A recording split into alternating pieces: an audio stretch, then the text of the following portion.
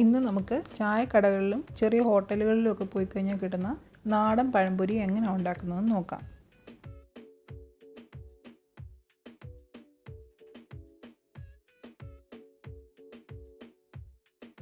അതിന് വേണ്ടിയിട്ട് ഇവിടെ ഒരു ബൗളിലേക്ക് 1 കപ്പ് മൈദ ചേർത്ത് കൊടുക്കുന്നുണ്ട്. ഇനി ഇതിൻ്റെ കൂടെ നമുക്ക് ഇതിലേക്ക് 2 ടേബിൾ സ്പൂൺ അരിപ്പൊടി ചേർത്ത് കൊടുക്കണം. പിന്നെ ഒരു 2 ടേബിൾ സ്പൂൺ പഞ്ചസാര. ഇത് പഴത്തിൻ്റെ മധുരത്തിനനുസരിച്ചാണ് ചേർക്കേണ്ടത്. 1/4 ടീസ്പൂൺ ഉപ്പ്. ഇനി ഇതിലേക്ക് ഒരു 1/4 ടീസ്പൂൺ ബേക്കിംഗ് സോഡയാണ് ചേർക്കുന്നത്. നമ്മൾ ആദ്യമേ പറഞ്ഞു ഹോട്ടലിൽ കിട്ടുന്ന പോലുള്ള പഴംപൊരിയാണ് നമ്മൾ ഉണ്ടാക്കുന്നതെന്ന്. അവരിതിലേക്ക് ബേക്കിംഗ് സോഡ ചേർക്കാറുണ്ട്. ഞാനിവിടെ 1/4 ടീസ്പൂണിലും താഴെയാണ് ബേക്കിംഗ് സോഡ എടുത്തിരിക്കുന്നത്. ഒരു കളറിന് വേണ്ടിയിട്ട് 1/4 ടീസ്പൂൺ മഞ്ഞൾപ്പൊടി. നിങ്ങൾക്ക് വേണമെങ്കിൽ ഫുഡ് കളർ ചേർക്കാം. ഇനി ഇതിലേക്ക് സ്പെഷ്യലായി ചേർത്ത് കൊടുക്കുന്നത് കടലമാവാണ്. ഞാനിവിടെ 2 ടേബിൾ സ്പൂൺ കടലമാവാണ് എടുത്തിരിക്കുന്നത്. സാധാരണ നമ്മൾ പഴംപൊരി ഉണ്ടാക്കുമ്പോൾ മൈദമാവും അരിപ്പൊടിയുമാണ് ചേർക്കുന്നത്. ഇതിലേക്ക് നമ്മൾ കടലമാവ് കൂടെ ചേർക്കുന്നുണ്ട്. കടലമാവ് ചേർക്കുന്നത് കൂടി പോകരുത്. 1 കപ്പ് മൈദയ്ക്ക് 1.5 മുതൽ 2 ടേബിൾ സ്പൂൺ കടലമാവാണ് ചേർത്തിരിക്കുന്നത്.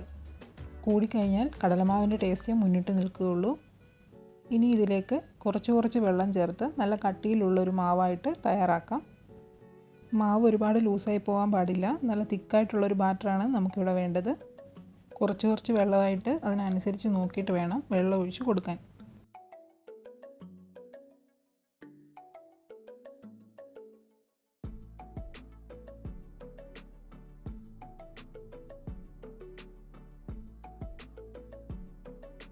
ഈ ഒരു കൺസിസ്റ്റൻസിയിലാണ് നമുക്ക് മാവ് വേണ്ടത്. ബാറ്റർ ഇതുപോലെ റെഡിയായി കഴിഞ്ഞാൽ നമുക്കിനി ഒരു കാര്യം കൂടി ചെയ്യാനുണ്ട്. ഇതുപോലെ ഒരു ഫോർക്കോ വിസ്കോ ഉപയോഗിച്ച് 1 മിനിറ്റ് നേരം ഈ മാവ് നന്നായിട്ടൊന്ന് അടിച്ചെടുക്കുക. ഇങ്ങനെ ചെയ്യുന്നത് കൊണ്ട് നമുക്കിത് റെസ്റ്റ് ചെയ്യാൻ വെക്കേണ്ട ആവശ്യമില്ല. പഴം ഇതിൽ മുക്കി പെട്ടെന്ന് തന്നെ പൊരിച്ചെടുക്കാം.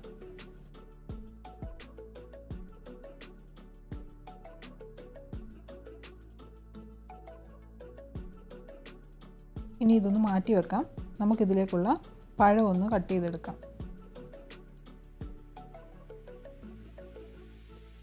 നന്നായിട്ട് പഴുത്ത 3 നേന്ത്രപ്പഴമാണ് ഞാനിവിടെ എടുത്തിരിക്കുന്നത്. ഇനി ഇത് നമുക്ക് നീളത്തിലാണ് കട്ട് ചെയ്തെടുക്കേണ്ടത്.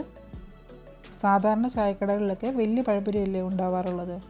ഒരുപാടങ്ങ് തിന്നാവാതെ കുറച്ച് തിക്നെസ്സിലുള്ള പീസായിട്ട് നമുക്ക് കട്ട് ചെയ്തെടുക്കാം. അപ്പോൾ ഒരു പഴം ഒരു 3-4 പീസായിട്ട് കട്ട് ചെയ്തെടുക്കാം. ചെറിയ പഴമാണെങ്കിൽ ഒരു 3 സ്ലൈസായിട്ട് എടുത്താൽ മതി. അപ്പോൾ നമുക്ക് എല്ലാം ഇതുപോലെ കട്ട് ചെയ്തെടുക്കാം.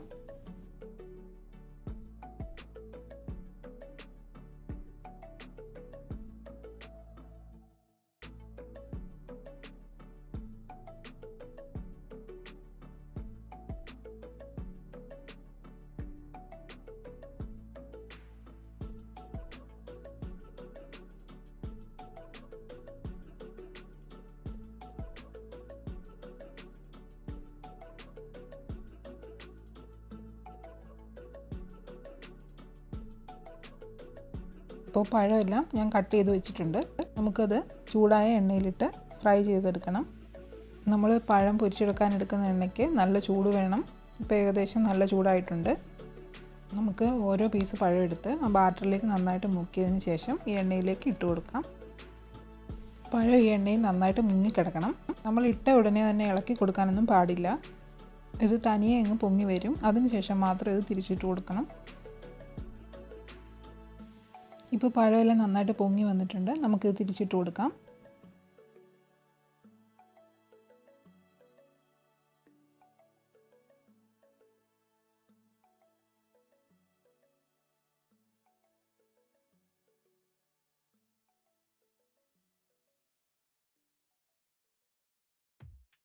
ഇപ്പോൾ പഴത്തിൻ്റെ 2 സൈഡും ഒരേ കളറായി വന്നിട്ടുണ്ട്. ഈ ഒരു കളർ വരെ നന്നായിട്ട് ഫ്രൈ ചെയ്തെടുക്കണം. എങ്കിലാണ് ഈ പഴംപൊരിക്ക് നല്ല ടേസ്റ്റ് ഉണ്ടാവുക. ഇനി നമുക്കിതെല്ലാം എണ്ണയിൽ നിന്ന് കോരി മാറ്റാം. ഒരു പഴം രണ്ടായിട്ട് കട്ട് ചെയ്ത് ചെറിയ പീസായിട്ട് നമുക്ക് വറുത്തെടുക്കാൻ പറ്റും. അപ്പോൾ എണ്ണ വളരെ കുറച്ച് മതി.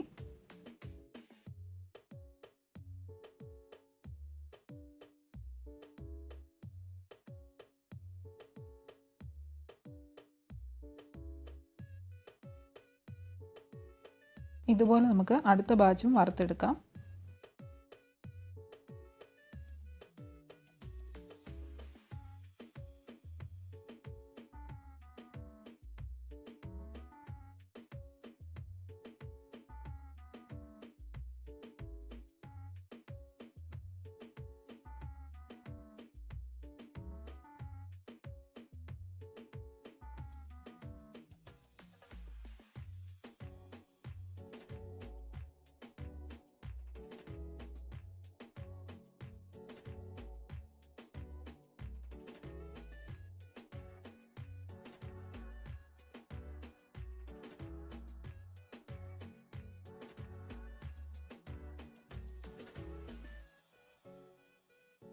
ഇപ്പം നമ്മുടെ പഴംപൊരി എല്ലാം ഇവിടെ റെഡി ആയിട്ടുണ്ട്. ഒട്ടും തന്നെ എണ്ണയൊന്നും കുടിക്കാത്ത നല്ല സൂപ്പർ പഴംപൊരിയാണ്. കടയിൽ നിന്നൊക്കെ കിട്ടുന്ന മാതിരിയുള്ള നല്ല സൂപ്പർ ടേസ്റ്റും മണമുള്ള പഴംപൊരിയാണ്. എല്ലാവരും ട്രൈ ചെയ്ത് നോക്കണം. അടുത്തൊരു റെസിപ്പിയുമായി വീണ്ടും കാണാം. Thanks for watching.